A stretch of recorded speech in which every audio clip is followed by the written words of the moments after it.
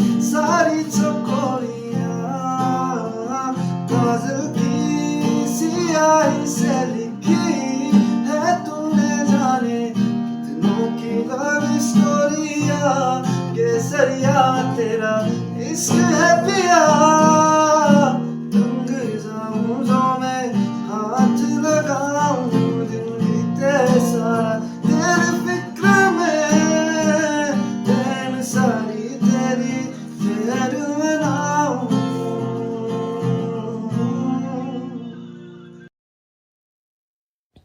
কি শুনলেন তো গান? ইনিই হলেন আমাদের হোমস্টের অন্যতম কর্ণধার। অসম্ভব প্রতিভা তার। ভিডিওর পরবর্তী অংশে জানাবো এনার কথা। গানটা কেমন লাগলো কমেন্টে জানাবেন কিন্তু অবশ্যই। বন্ধুরা, আমাদের চ্যানেলে যদি আপনারা নতুন হন তাহলে বলবো চ্যানেলটিকে আগে সাবস্ক্রাইব করে বেল আইকনটিকে ক্লিক করে দেবেন। দেখুন এই কুয়াশা ঘেরা পাইন গাছের সমাহার। কোথায় আছি বলুন তো? ঠিক ধরেছেন, এটা হলো লেপচা ভুটিয়াদের বাসস্থান, লেপচা জগৎ। বিজনবাড়ির গরম ছেড়ে এবার আবার ঠান্ডার আমেজ পাওয়া যাচ্ছে। অনেকটা লম্বা জার্নি করে শেষ পর্যন্ত পৌঁছলাম লেপচা জগতে। আমি এর আগেও উত্তরবঙ্গে গেছি আর কাঞ্চনজঙ্ঘা ভালোভাবে দেখতে পেয়েছি, তবে এবারে দার্জিলিংয়ের যে কটা জায়গায় গিয়েছি মেঘের ভিড়ে কোথাও কাঞ্চনজঙ্ঘার দর্শন পাইনি। আমার থেকেও বেশি মন খারাপ ঋতিকার, কারণ ও এই প্রথমবার পাহাড়ে এসেছে। তবে এবার লেপচা জগতে আমাদের সেই প্রিয় কাঞ্চনদাকে আমরা দেখতে পাবো, সেই আশা নিয়েই ভিডিওটা শুরু করছি। দার্জিলিংয়ের খুব কাছেই এই লেপচা জগৎ। পাইন গাছের ফাঁক দিয়ে রোদের আলো এসে পড়ে এখানে। মেঘ আর কুয়াশা এখানে খেলা করে নিজের মতো। কাঞ্চনজঙ্ঘা দেখার অন্যতম সেরা জায়গা হলো এই লেপচা জগৎ। আর এখানকার সবচেয়ে বড় সুবিধা হলো কাঞ্চনজঙ্ঘার ভিউ পয়েন্ট আপনার হোমস্টে থেকে খুব একটা দূরে হবে না, সে আপনি যেই হোমস্টেতেই থাকুন না কেন।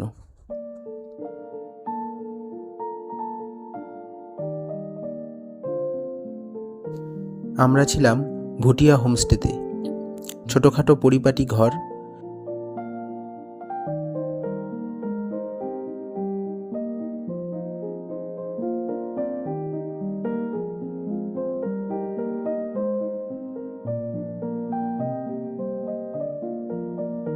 হোমস্টে থেকে কাঞ্চনজঙ্ঘা ভিউ পয়েন্ট বলা যায় সবচেয়ে কাছে। এই হোমস্টে থেকে বেরোতেই শুরু হয় ভিউ পয়েন্ট যাওয়ার রাস্তা। একটু রেস্ট নিয়েই লাঞ্চে বসে পড়লাম। ছিল ভাত, ডাল, একটা সবজি, ডিমের কারি আর পাঁপড়। লাঞ্চ করেই চলে গেলাম কাঞ্চনজঙ্ঘা ভিউ পয়েন্ট দেখতে। খুব সামান্যই চড়াই, চারপাশে শুধু পাইন আর পাইন।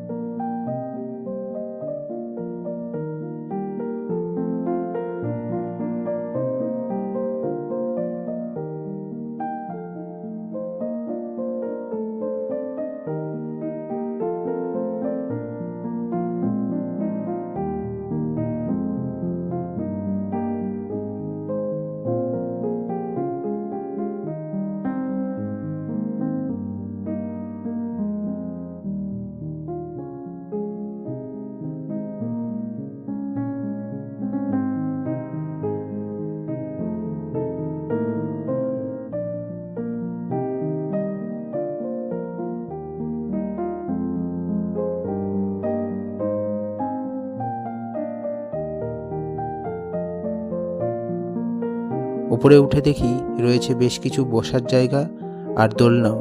সামনে দেখা যাচ্ছে বিস্তৃত পাহাড়। কিন্তু এখনো একটু আনন্দ হচ্ছে না, কারণ এখনো কাঞ্চনজঙ্ঘার দেখাই যে মিলছে না। আমরা রয়েছি একেবারে মেঘেদের মাঝে। এই মেঘ আছে তো আবার নেই, তবে মেঘকে ছুঁয়ে দেখার আনন্দ হচ্ছিল খুব। অনেকক্ষণ বসে বসে ছবি তুলে মন ভারাক্রান্ত। আবার ফিরে এলাম নিজেদের হোমস্টেতে। বিকেলে বেরোলাম আশপাশটা ঘুরে দেখতে। সন্ধ্যাবেলায় হোমস্টেতে ঢুকতেই শুনতে পেলাম সেই গিটার বাজিয়ে গান। হোমস্টের প্রতিটা দেওয়ালে রয়েছে ওনার করা বিভিন্ন কারুকার্য এবং ওনার জেতা খেলাধুলার বিভিন্ন পুরস্কার। এবার আমাদের ডিনারের পালা। আজ ডিনারে আছে রুটি, ডাল, একটা সবজি আর চিকেন। খেয়ে দিয়ে আমরা এখন ঘুমাতে যাব। কিন্তু ঘুমোতে যাওয়ার আগে আমাদের আজকের একটাই ভাবনা, কাল যেন আমরা কাঞ্চনজঙ্ঘার একটু দেখা পাই।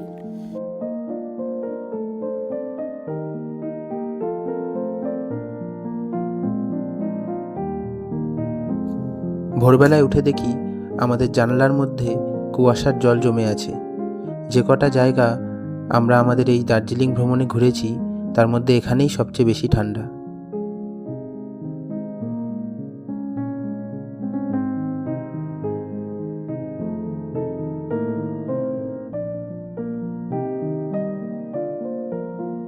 যাই হোক, আর বেশি দেরি না করে ঘুম থেকে উঠে ব্রেকফাস্ট করে নিলাম। ওর জন্য ছিল ম্যাগি আর আমার জন্য ছিল রুটি আর পেঁয়াজের একটা চাটনি মতো। শুধু এটুকুতেই খুব সুন্দর খাওয়া হয়ে গেল, কারণ পেঁয়াজের এরকম চাটনি সত্যিই আমি কোনোদিন খাইনি। আমি কিন্তু পেঁয়াজ তেমন ভালোবাসি না, তাও খেয়ে ফেললাম চেটেপুটে। উপরে এসে বসে আছি, বেশ খানিকটা সময় হয়ে গেল। সবাই ভাবছে এই যদি কাঞ্চনজঙ্ঘা একটু উঁকি মারে।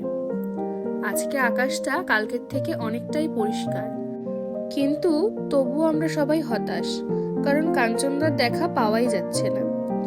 হঠাৎই এর মধ্যে এক দাদা এলেন আর বললেন আমরা নাকি ভুল দিকে দেখছি, মাথাটা আরো তুলতে হবে। আসলে আমরা যেদিকে দেখছিলাম সেইখানে ঠিক কাঞ্চনজঙ্ঘা ছিল না, ছিল আরেকটু ওপর দিকে।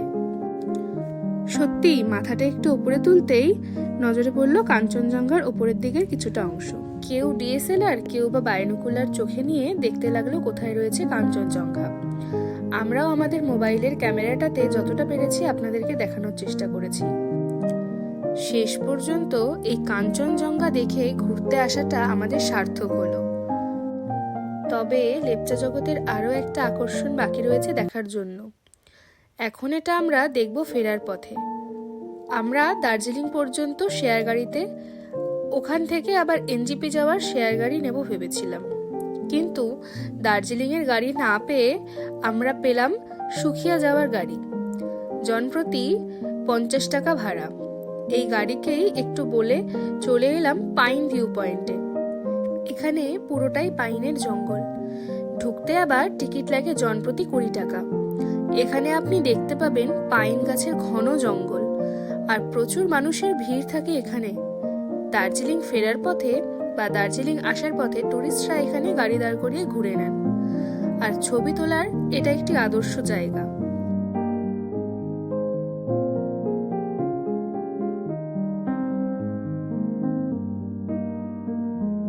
সুখিয়া পৌঁছে ওখান থেকে আমরা আবার একটা শেয়ার গাড়ি পেয়ে গেলাম এনজিপি স্টেশন যাওয়ার জন্য। ভাড়া জনপ্রতি 200 টাকা। আমাদের হোমস্টের ফুডিং প্লাস লজিং একদিনের ভাড়া ছিল জনপ্রতি 1200 টাকা করে। বিজনবাড়ি থেকে আমরা লেপচা জগৎ যে গাড়িতে এসেছি তার ভাড়া ছিল 1500 টাকা। যদি আপনারা এনজেপি থেকে গাড়ি রিজার্ভ করে আসেন তাহলে ভাড়া পড়ে যাবে 3000 টাকা থেকে 3500 টাকা মতো। আপনারা জোরবাংলো মোড় পর্যন্ত শেয়ার্ড গাড়িতে এসে ওখান থেকেও গাড়ি রিজার্ভ করতে পারেন। খুব জোর 1000 টাকা থেকে 1200 টাকা নেবে। আমরা বিজনবাড়ি থেকে জামুনি ব্রিজ হয়ে ঘুরে এসেছিলাম বলে একটু বেশি ভাড়া পড়েছিল আমাদের। এছাড়াও এখানকার আরও দুটি বেস্ট থাকার জায়গা হলো পশ্চিমবঙ্গ ফরেস্ট ডিপার্টমেন্টের বাংলো, যা অনলাইন বুকিং করা যায়। অনলাইন লিঙ্ক ডেসক্রিপশনে দিয়ে দিলাম। বাংলোর ভাড়া ন্যূনতম 2000 টাকা থেকে শুরু, তবে এখানে ভাড়াতে খাবারের খরচ ধরা নেই। আর দ্বিতীয়টি হলো এখানকার অন্যতম সেরা হোমস্টে পাখরিন হোমস্টে। এখানকার ভাড়া রুম অনুযায়ী। আপনি যত উপরে যাবেন তত রুমের ভাড়া বাড়বে। ন্যূনতম ১,৫০০ টাকা থেকে শুরু। এই দুটি জায়গারই মূল আকর্ষণ হলো আপনি হোমস্টে থেকেই কাঞ্চনজঙ্ঘার ভিউ পেতে পারেন। আশা করছি এই ভিডিওটি ইনফরমেটিভ ছিল। যদি ভিডিওটি ভালো লেগে থাকে তাহলে বন্ধুদের সঙ্গে শেয়ার করুন আর লাইক করে দিন ভিডিওটাকে। যদি আপনারা এমনই সব আকর্ষণীয় ভিডিও প্রতিনিয়ত দেখতে চান তাহলে আমাদের চ্যানেলটিকে সাবস্ক্রাইব করে বেল আইকনটি ক্লিক করে দিন। ধন্যবাদ। সকলে সুস্থ থাকুন, ভালো থাকুন। আর আমাদের দার্জিলিংয়ের যাত্রা এবারকার মতন এখানেই শেষ করছি। দার্জিলিং সিরিজের যে কটি ভিডিও রয়েছে চ্যানেলে তাদের লিংক ডেসক্রিপশনে দেওয়া থাকলো। আবার কখনো দার্জিলিং গেলে নতুন নতুন আরও কিছু জায়গা ঘুরিয়ে দেখাবো আপনাদের। আপাতত জুটি কথার পক্ষ থেকে বিদায় জানাই। টাটা।